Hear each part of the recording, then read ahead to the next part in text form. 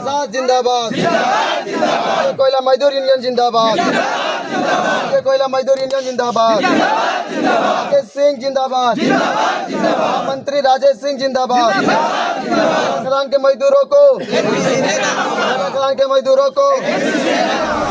बहुत सारे लोग को फर्जी केस मुकदमा करके जेल डाल दिए। बस यहाँ के वर्कर का एक लाइन में बोले तो शोषण कर रहे हैं। यहाँ के वर्कर को वर्कर नहीं मानते हैं वो लोग।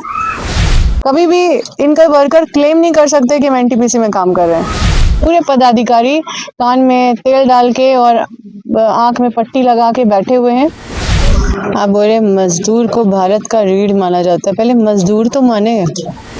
तो आज के दिन हम लोग सब यहाँ के पांडु के लोग संकल्प लिए हैं कि हम लोग एकजुट होकर इस लड़ाई को लड़ेंगे, जो नियम पूर्वक कोई एक पैसा या 1 रुपया ज्यादा कुछ भी कंपनी से नहीं मांग रहा है, जो इनका अधिकार है वही मांग रहा है।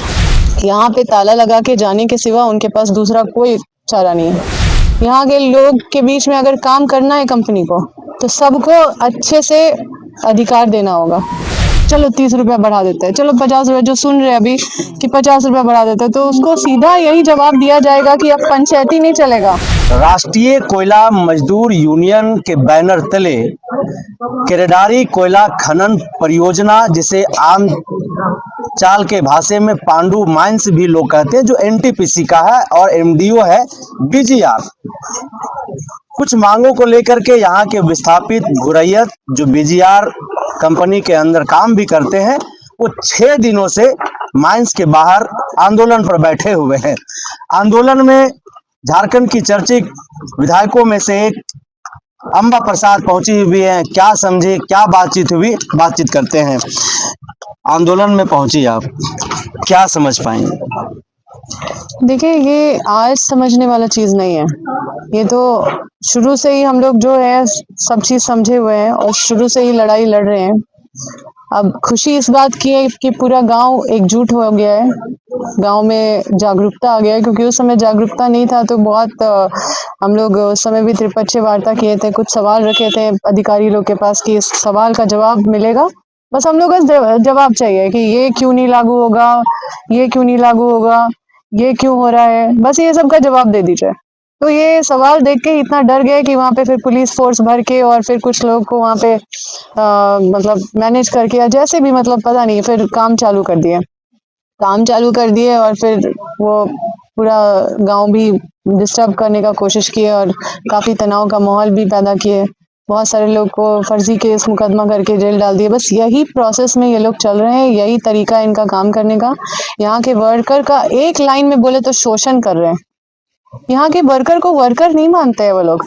एक भी वर्कर एनटीपीसी का हम बता दे रहे हैं कि ये लोग सूचीबद्ध नहीं कर रहे हैं, ना ही लाइसेंस ले रहे हैं कि वर्कर इतना है। ये लोग फर्जी तरीके से वर्कर को भी रखे हुए हैं। अगर देखा जाए तो पूरा वर्कर को ये फर्जी कभी भी बोल देंगे। कभी भी इनका वर्कर क्लेम नहीं कर सकते कि हम एनटीपीसी में काम कर रहे हैं। तो वर्कर तो कुल मिला के ये लोग शोषण कर रहे हैं। आज वर्कर लोग सब साथ बैठे हैं, तो मुझे बहुत खुशी हुई, क्योंकि वर्कर ही बहुत ज्यादा उत्साहित रहते थे कि हमको काम चाहिए, हमको मिल गया, हमको हटा देगा, हमको लड़ाई नहीं लड़ना है, हमको चिन्हित कर लेगा, बहुत डरे रहते थे। आज वर्कर लोग को इस तरह से एकजुट होके बहुत खुशी मिला। आज ये वर्कर अगर पांडु में लड़ रहे हैं, तो बाकी पकरी बरवाडी हो या फिर केरेडारी हो या फिर बेंगवरी हो या फिर आपका कोई भी गांव जहाँ पे विस्थापित हो रहे हैं लोग, जहाँ पे वर्कर लोग काम कर रहे हैं, वो लोग को न्याय मिलेगा। इनका लड़ाई का लाभ उन लोग को मिलेगा। इसलिए हम आपके माध्यम से सारे वर्कर को बोलना चाहते हैं कि आप अपने आप को वर्कर कहते होंगे, लेकिन एनटीपीसी आपको वर्कर नहीं बोल सकता है।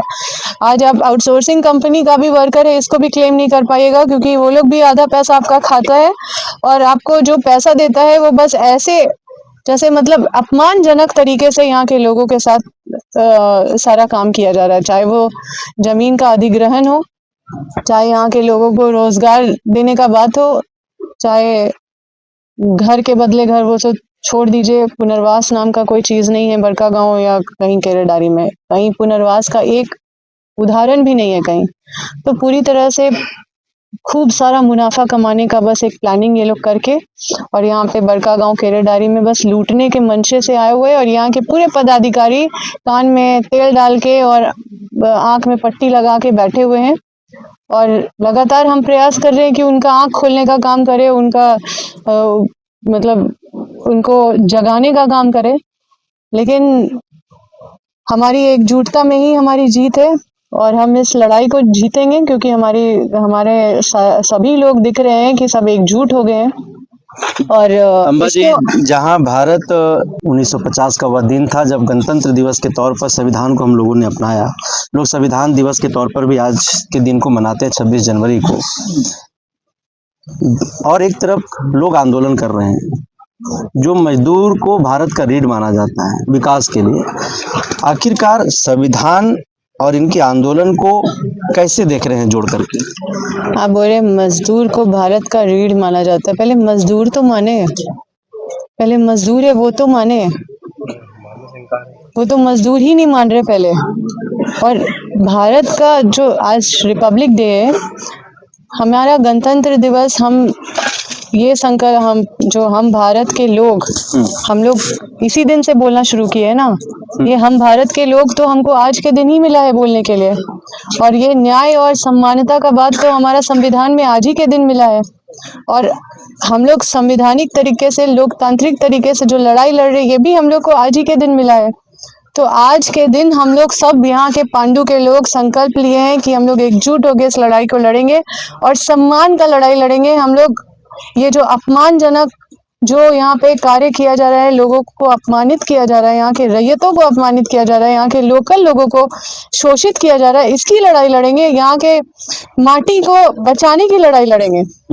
यहाँ का अस्तित्व को पूरी तरह से खत्म करने का काम किया जा रहा है। यहाँ के लोगों का मान सम्मान सब दाव पे लगा हुआ है।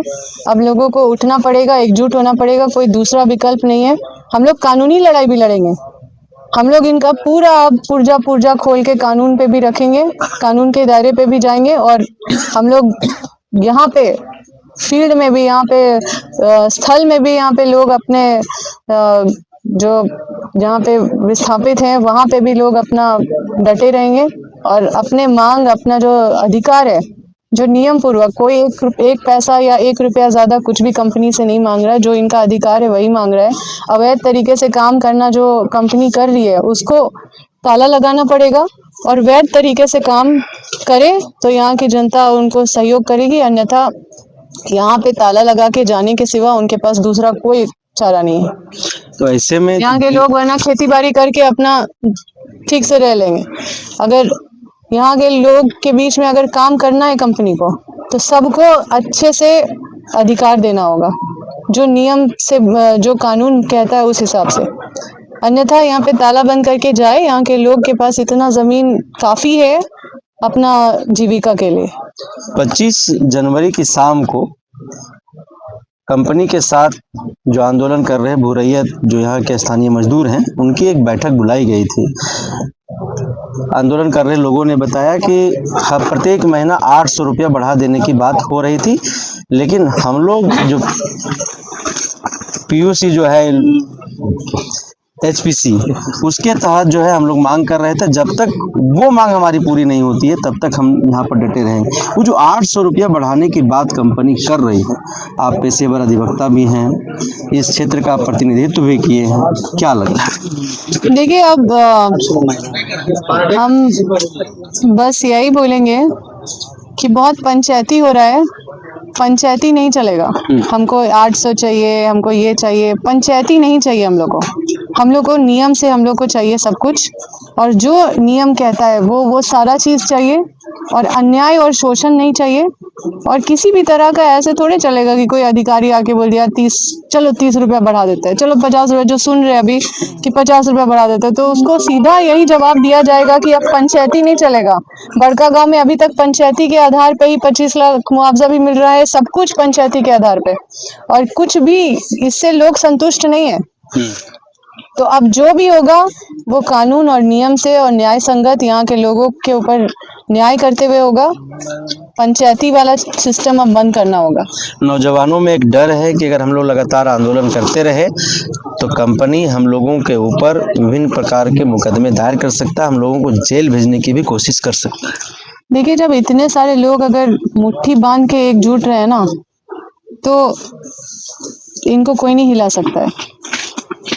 चाहे ठीक है बहुत प्रयास छल होता है कंपनी, देखिए गोंदलपुरा में भी केस मुकदमा किया गया, लेकिन फिर भी इस लड़ाई को अगर यहाँ के लोग को भविष्य की लड़ाई लड़ना है, इस माटी की लड़ाई लड़ना है, तो इस बार तो आर पार की लड़ाई लड़नी होगी अपने अधिकार के लिए। अम्बा साथ में है। अम्बा हमेशा साथ थी, अम्बा हमेशा साथ रहेगी, और अम्बा यहाँ की बेटी है। यहाँ के लोगों को अपमानित होते हुए हम बर्दाश्त नहीं कर सकते।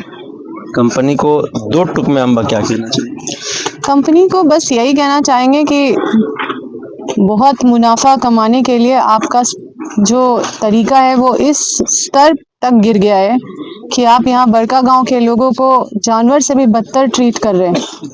और अब लोग जागरूक हो गए हैं, बहुत लंबा आपका ये खेल नहीं चलने वाला है, आप सतर्क हो जाइए। अब नियम से चलने के लिए यहाँ के लोग आपको बाध्य करेंगे और अपना मान सम्मान के लिए यहाँ पे लोग लड़ेंगे और एकजुट हो चुके हैं। आप अच्छा होगा कि ज़्यादा वक्त नहीं बिताते हुए भी यहाँ पे जितना जल्दी हो सके अपने मतलब नियम से चलिए। फर्जी तरीके से जो अवैध माइनिंग कर रहे हैं और यहाँ का पूरा ज़मीन लूटने का पूरा कारोबार कर रहे हैं, ये दुकान बंद करके यहाँ के लोगों के साथ न्याय करना शुरू करिए, वरना आप ताला लगा के जाने के कगार पे हैं। यहाँ के लोग ये चलने नहीं देंगे। तो अपनी मांगों पर भोरैयत जो विस्थापित मजदूर हैं वो अड़े हुए हैं। बड़का गांव के पूर्व विधायक अम्बा प्रसाद को आप सुन रहे थे, इन्होंने स्पष्ट तौर पर कहा कि हम इस घर की बेटी हैं, हम बहन हैं और इनकी लड़ाई में हर संभव इनके साथ हम खड़े रहेंगे। अब क्या मांग करना है उसकी ड्राफ्टिंग भी हम करेंगे। पेशेवर हम अधिवक्ता भी हैं, जनप्रतिनिधि तो हम रहे हैं और इनके बीच में हमेशा हम रहते हैं, इन्हीं के बीच में हम इतने बड़े हुए हैं। आगे क्या कुछ होगा, ग्राउंड जीरो से लगातार जिस तरह से खबर हम आपको दिखा रहे हैं, खबर उसी तरीके से ग्राम सभा की टीम बेबाकी से दिखाता रहेगा। तब तक आप बने रहिए हमारे साथ। दीजिए इजाजत, नमस्कार।